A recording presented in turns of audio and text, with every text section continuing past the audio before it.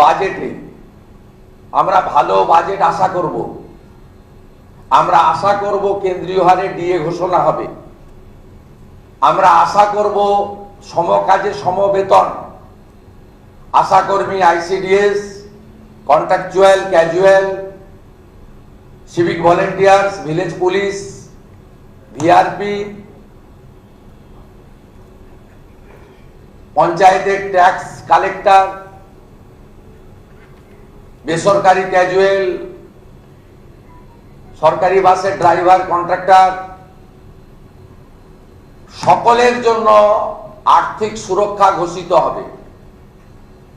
আমরা আশা করব লক্ষ্মীর ভান্ডারের টাকা 500-র বদলে 2000 টাকা করে ঘোষণা হবে।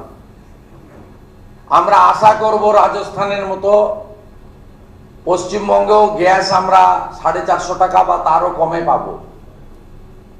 আমরা আশা করব পেট্রোল, ডিজেল, রান্নার গ্যাসের পশ্চিমবঙ্গ সরকারের যে সেস আদায় করছে তারা রাজ্য,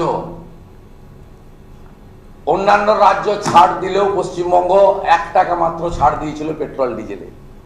আমরা আশা করব পেট্রোল, ডিজেল এবং রান্নার গ্যাসে রাজ্য যে করটা সংগ্রহ করছে ওটা নেবে না, তাহলে আরো দাম কমে যাবে, সাধারণ মানুষের বাজেট হবে।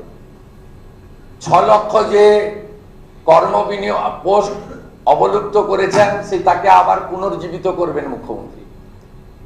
মুখ্যমন্ত্রীর নির্দেশে অর্থমন্ত্রী সমস্ত রাজ্য সরকার, শিক্ষক, শিক্ষাকর্মী, অধ্যাপক, পঞ্চায়েত, পুরসভার ফাঁকা থাকা আসনগুলিকে 6 মাসের মধ্যে পূরণ করে দিবেন এসসি, এসটি, ওবিসি রোস্টার মেনে।